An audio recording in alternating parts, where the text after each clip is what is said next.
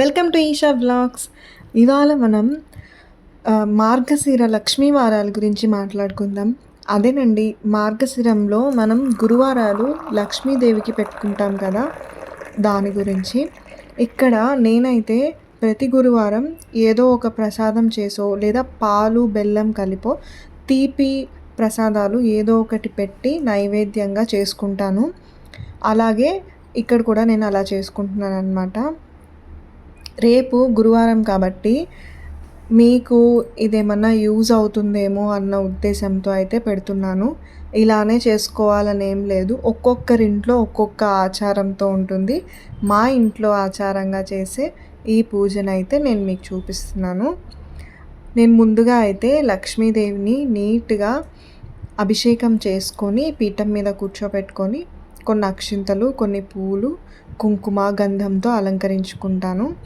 అలాగే మొత్తం మన దేవుడి పటాలన్నీ కూడా పూలతో అలంకరించుకొని పూజకి సిద్ధం చేసుకొని దీపారాధన అయితే చేసుకుంటాను. ఇక్కడ నేను పాలు బెల్లం కలిపిన ప్రసాదం అయితే ఇక్కడ పెడుతున్నాను. మీరు ఏదన్నా పొంగల్ కానీ అలా ఏమన్నా చేసుకోవాలనుకుంటే చేసుకోవచ్చు. అండ్ దాని తర్వాత మీకు ఒకసారి నేను లక్ష్మీదేవి పూజ లక్ష్మీ అష్టోత్తరంతో శ్లోక రూపంలో ఉన్న నామాలతో సాక్షాత్తు ఆ శివుడు, ఆ పరమేశ్వరుడు ఇచ్చిన లక్ష్మీ అష్టోత్తర స్తోత్ర రూపంలో ఉన్నది నేను మీకు ఆల్రెడీ ఒక చిన్న వీడియో చేసి చూపించాను కదా, అదైతే నేను ఇక్కడ చదువుకుంటానండి.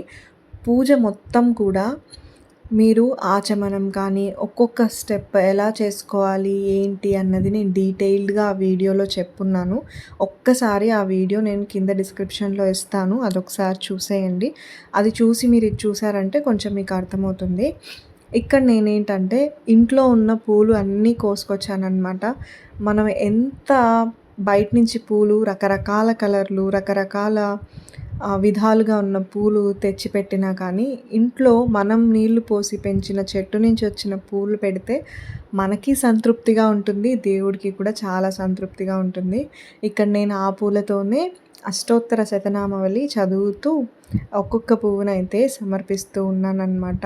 ఇక్కడ బిల్వంతో కూడా చేసుకోవచ్చు. మార్గశిర మాసం మొత్తం కూడా లక్ష్మీదేవి ఒక్కటే కాదండి, ఆ లక్ష్మీనారాయణని ఇద్దరిని పూజ చేయాలి. లక్ష్మీనారాయణని కలిపి పూజ చేసినప్పుడు అమ్మవారిని పిలిచామని అయ్యవారు సంతోషిస్తారు, అయ్యవారిని పిలిచామని అమ్మవారు సంతోషిస్తారు. అలాగే మనకి ఆయుర ఆరోగ్యాలు, సుఖ సంతోషాలు అన్నీ ప్రసాదిస్తారు. మీరు లక్ష్మీవారాలు మీ ఇంట్లో ఎలా చేస్తారో నాకు ఖచ్చితంగా కమెంట్ సెక్షన్లో చెప్పండి. నేనైతే ఇలా సింపుల్గా ఏ హడావిడి లేకుండా 10 నిమిషాల్లో అయితే పూజ అయితే కంప్లీట్ చేసుకుంటాను. మనం నార్మల్గా ఏ పూజలో అయినా ధూపదీప నైవేద్యాలు పెడతాం కదా, నేను అలాగే ఇక్కడ కూడా ధూపం చూపిస్తున్నాను, అగరబత్తి. మీ దగ్గర సాంబ్రాణి ఉంటే సాంబ్రాణి అయినా వేసుకోవచ్చు. తర్వాత దీపం చూపించాను. అలిసిపోయారు కదా మరి అంతసేపు ఉండి కూర్చొని దేవతలు, అందుకని నేను ఇక్కడ ఆచమనం పెట్టి ప్రసాదం పెడుతున్నాను అనమాట. కొంచెం వాటర్ తాగిచ్చి అప్పుడు ప్రసాదం పెడుతున్నాను. ప్రసాదం అంతా తినిపించేసాము, అయిపోయింది పూజ. మన సంకల్పం అన్నీ ముందే మనం చెప్పుకుంటాం కదా, ఇంకొకసారి సంకల్పం చెప్పుకొని హారతి అయితే ఇక్కడ ఇస్తున్నాను.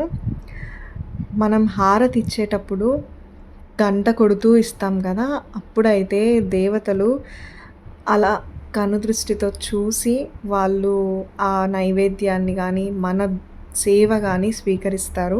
లాస్ట్లో అయితే మనం ఎప్పుడూ చేసేలాగే నేను ఇక్కడ చామరం వీస్తూ ముగిచ్చాను. ఇలా నేను సింపుల్గా చేసుకున్నాను. ఇవి మంత్రాలు అన్నీ నీట్గా ఉండాలి, బాగా మనం మంత్రాలతో చేసుకోవాలి అనుకుంటే నేను కిందిచ్చే వీడియో చూడండి. అలా లక్ష్మీదేవి పూజ చేసుకున్నా కానీ సరిపోతుంది. లక్ష్మీదేవితో పాటు ఒక్క విష్ణు స్తోత్రం ఏదన్నా చదువుకోండి, వెంకటేశ్వర వజ్ర కవచం కానీ ఇంకేదన్నా.